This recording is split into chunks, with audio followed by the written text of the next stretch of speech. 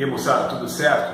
Nessa videoaula a gente vai começar a falar um pouquinho sobre um dos conteúdos que de longe são os mais cobrados no Exame Nacional do Ensino Médio, na prova do Enem, que é o conceito de energia. A gente vai começar a partir dessa playlist aqui no canal a falar um pouquinho sobre esse conceito que é tão abrangente e que aparece em basicamente tudo aquilo que está relacionado com ciência. Tá? A gente vai começar a falar devagarinho, falando um pouquinho sobre um conceito chamado de trabalho mecânico. A gente tinha visto em videoaulas anteriores que para que um objeto entre em movimento é necessário que uma força haja sobre ele. Né? Nada saindo andando fantasmagoricamente por aí, sem que uma força seja aplicada sobre esse corpo. Agora a gente pode caracterizar essa situação de uma maneira um pouco diferente. Ao invés de a gente dizer que para um corpo entrar em movimento é necessário que uma força seja exercida sobre ele, a gente pode dizer que para um corpo entrar em movimento é necessário que uma energia seja fornecida a ele. E o que é essa ideia? Porque assim, se a gente resolver, por exemplo, fazer uma greve de fome, não é uma boa de uma forrada na buchada aí durante uma semana, a gente não vai ter energia para fazermos as tarefas que normalmente a gente faz. E o que é essa ideia de fornecimento de energia para um corpo entrar em movimento tem a ver com esse conceito de trabalho mecânico? Tem tudo a ver, porque o trabalho ele pode ser entendido como sendo a energia que é dada ao corpo na forma de aplicação de força para que ele possa sofrer um deslocamento, para que ele possa sair de um lugar e parar em outro, para que ele possa percorrer uma certa distância. Então vamos analisar um pouco mais de perto isso que eu estou pretendendo mostrar para vocês. Então, veja só, aqui eu tenho representação de um caixote, por exemplo, que está aí sobre o chão, aí você tem que arrastar ele sobre o chão, e aí pega e prende uma cordinha nesse caixote e começa a puxar ele, exercendo uma força que atua nessa direção e sentido. Esse caixote ele é meio pesado, ele começa a se deslocar nessa direção indicada pela linha pontilhada. Vocês percebem que existe um ângulo formado entre a força aplicada e a direção do deslocamento desse caixote, né? Pois bem, aqui nós entendemos por trabalho, como já tinha colocado, a energia fornecida ao corpo para que ele possa sofrer um certo deslocamento. E essa energia que é fornecida a esse corpo, para que ele possa sofrer esse deslocamento, pode ser determinada através dessa equação aqui, ó. F vezes o ΔS vezes o cosseno deste ângulo formado entre a força e a direção do deslocamento. Esta é a primeira equação que a gente vai utilizar para se calcular o valor do trabalho. Digo primeiro porque tem mais formas de se calcular esse trabalho. Tá? Este ΔS que aqui aparece representa o deslocamento sofrido pelo corpo.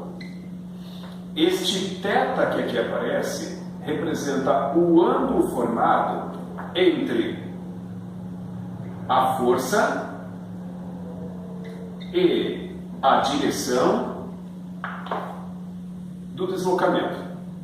A gente vai ver, quando a gente for trabalhar com a classificação do trabalho, que esse é um dos grandes mistérios, digamos assim, descobrir que ângulo é esse, direção do deslocamento.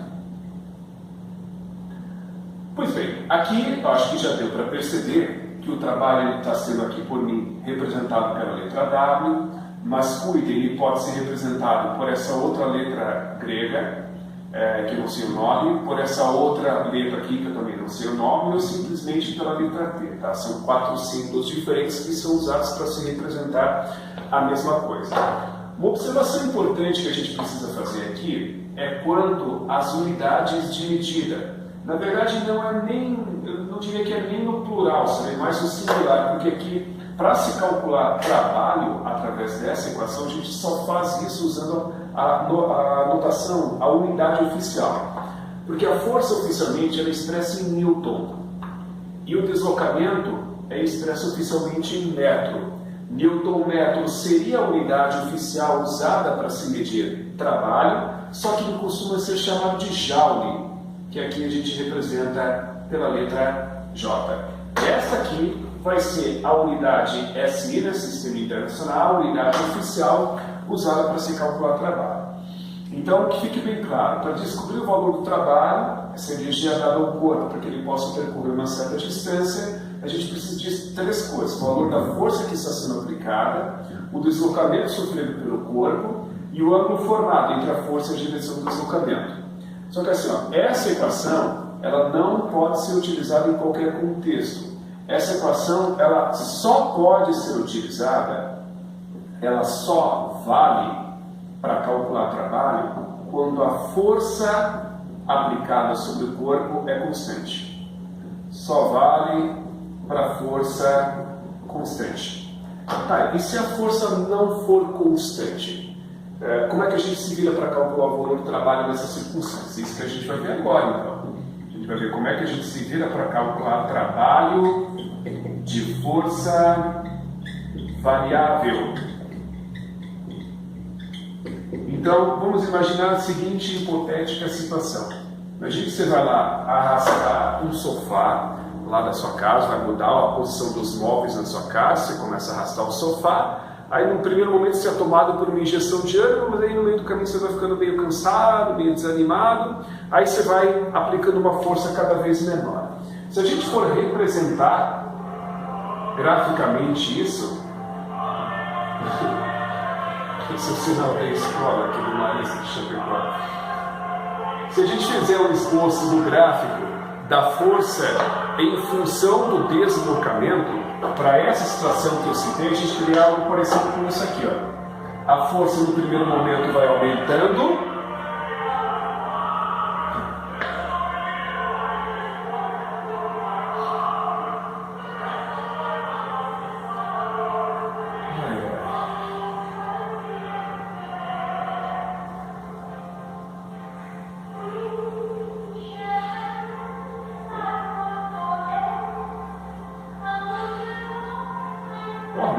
não sei. Bom, agora sim. No primeiro momento você é tomado por uma injeção de ânimo, né? A força vai aumentando cada vez mais, e depois a força ela vai diminuindo, você vai ficando meio cansado. Ora a força aumenta, ora a força diminui, então a força está variando. Então não dá para você utilizar essa expressão para calcular o valor do trabalho. Como é que a gente se vira? Muito simples. Se o problema é informar um gráfico da força em função do deslocamento, o trabalho ele é numericamente igual à área delimitada pelo gráfico. Área do que, Rodrigo? Da figura geométrica. Que figura geométrica? Essa aqui, ó. Você pode calcular de tudo aquilo que está abaixo do gráfico para calcular o valor do trabalho, porque a área corresponde ao valor do trabalho. Só que assim, ó, essa história do trabalho ser igual à área, ela não vale para qualquer circunstância, tá? O trabalho é igual à área só para gráfico da força em função do deslocamento. Se for qualquer outro tipo de gráfico, o valor da área pode corresponder a qualquer coisa, menos o valor do trabalho. Tudo bem? Então tem que ser o gráfico da força em função do deslocamento.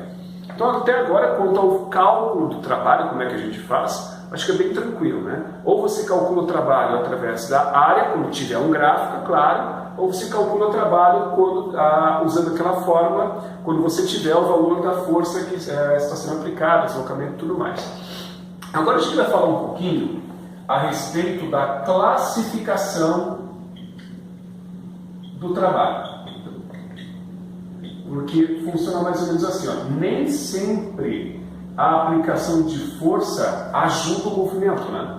A aplicação de força pode prejudicar um movimento que já existe. Tipo, vem uma bola rolando em minha direção. Se eu pego e aplico uma força em sentido oposto ao deslocamento dela, posso até parar ela, então vou estar prejudicando o movimento dela. Então a gente vai falar um pouquinho sobre essa classificação do trabalho. E o primeiro tipo de trabalho que a gente vai discutir é o chamado trabalho motor. Como é que ele funciona? Veja só. Imagina que eu peguei um objeto qualquer, uma bola de futebol, peguei e soltei ela de uma determinada altura. Desprezando os efeitos do atrito com o ar e tudo mais, a única força que passa a atuar sobre ela a partir desse momento é a força-peso, né? Força gravitacional que puxa ela para baixo. Bom, obviamente ela vai para baixo, então a direção do deslocamento eu vou indicar por essa linha tracejada aqui, ok? Então a linha pontilhada indica a direção do deslocamento, para onde é que ela vai, e aqui esse vetor verde representa a ação da força-peso. Convenhamos, o peso, da forma como está sendo aplicado sobre essa bola, está ajudando o movimento de queda dela. Então, quando a força aplicada ajuda o movimento, nós dizemos que o trabalho é classificado como motor. O trabalho, quando ele é classificado como motor, nós dizemos que ele é positivo, tá? O trabalho é positivo. Na realidade, essa não é a única circunstância em que o trabalho é classificado como motor. E sim quando o ângulo formado entre a força e a direção do deslocamento for um ângulo entre 0, inclusive, e 90 graus, é porque o trabalho ele é classificado como motor. Então, se o ângulo for igual ou superior a 0 e menor do que 90 graus, nós dizemos que o trabalho em questão é classificado como motor.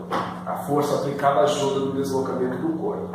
Então, se a gente for parar para pensar, para essa situação em que a bola cai espontaneamente, a força peso aponta para baixo, o vetor deslocamento aponta para baixo, afinal ela está indo para lá, né? O ângulo entre estes dois vetores é igual a 0, né? Dois vetores que têm mesma direção e sentido, o ângulo entre eles é igual a 0. Então, para essa situação aqui, o ângulo em questão seria igual a 0.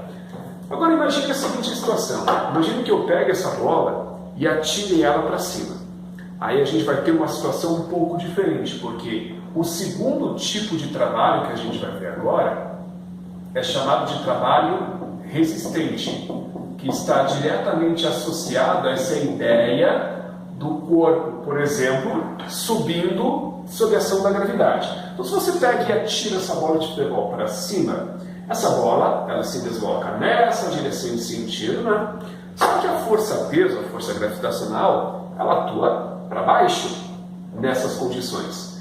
Então vejam que a bola vai para cima, mas a força-peso puxa ela em sentido oposto. Convenhamos, a força não está ajudando no movimento desse corpo.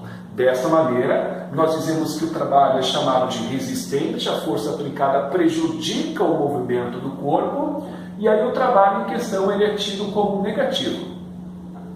Bom, vamos refinar um pouco mais o critério que é usado para classificar o trabalho como resistente. Na realidade, se o ângulo ele for menor ou igual a 180 graus e for um ângulo maior do que 90 graus, o trabalho ele é classificado como resistente. Mas acho que visualmente, se você identificar a força que é aplicada sobre o corpo, tem como saber se a força está ajudando ou está atrapalhando o movimento do corpo, né? Se estiver ajudando, o trabalho é dito como motor. Se estiver atrapalhando, o trabalho é classificado como resistente. Observação importante: para esse tipo aqui de situação, vejam que o ângulo formado entre o vetor deslocamento e o peso é um ângulo de meia volta, né? de pi radiano. Então, o ângulo para esse tipo de situação aqui, horrível isso, 180, é o ângulo de 180 graus, o ângulo de meia volta. Lembra que eu falei que nem sempre o programa vai colocar de forma explícita o ângulo? Você, nas entrelinhas, tem condições de saber. Então, nessa circunstância, o ângulo formado entre a força, peso e a direção do deslocamento é um ângulo de 180 graus. Isso credencia esse trabalho ser enquadrado na categoria de resistente. Então, vocês devem ter percebido que eu não contemplei aqui no trabalho motor o ângulo igual a 90, muito menos aqui, né? É porque existe um tipo de trabalho específico para o ângulo de 90 graus, que é o que a gente vai discutir agora. Então, olha só. Bom, imagine que eu esteja aqui, segurando a minha pastinha, e esteja me deslocando nesta direção e sentido, indo horizontalmente para a direita. A força que eu faço sobre a pasta, a força de sustentação, para evitar que ela caia, convenhamos, está apontando para cima, né? Então, essa força que eu aplico sobre a pasta está apontando para cima. Aqui eu não estou nem considerando a força-peso, tá? Estou só analisando a força de sustentação, a força que eu faço sobre a pasta para impedir que ela caia. Então, estou segurando ela, direção e sentido da força aplicada, e ela está se deslocando lá para a direita, de acordo? Então, a força, a direção do deslocamento é essa aqui, ó. Eu aplico uma força para impedir que ela caia, igual ao seu peso, claro, se ela estiver em equilíbrio, e ela se desloca horizontalmente ali para a direita. Vocês podem perceber que aqui, ó, o ângulo formado entre a força e o ângulo e a direção do movimento é o ângulo de 90 graus. Quando isso acontece, nós dizemos que o trabalho é nulo. Trabalho nulo, óbvio, é um trabalho igual a zero, que é aquele trabalho que é realizado quando o ângulo formado entre a força e a direção do deslocamento é o ângulo exatamente igual a 90 graus. Tudo bem? Então, para o ângulo de 90 graus tem, digamos, um trabalho específico, vamos colocar nesses termos. Essa aqui e essa aqui não são as duas únicas formas de se calcular o trabalho. A gente vai ver na próxima videoaula, uma videoaula à parte, uma nova ferramenta para se calcular o valor do trabalho, que é o que a gente chama de teorema da energia cinética. A gente vai fazer duas questões para ver de forma um pouco mais clara em que contexto a gente usa uma forma ou usa outra para calcular o valor do trabalho. Tudo bem? Então esse conceito, esse conteúdo aqui de trabalho não encerrou ainda, vai continuar na próxima videoaula, conto com a visualização de vocês, valeu? Um abraço, até mais.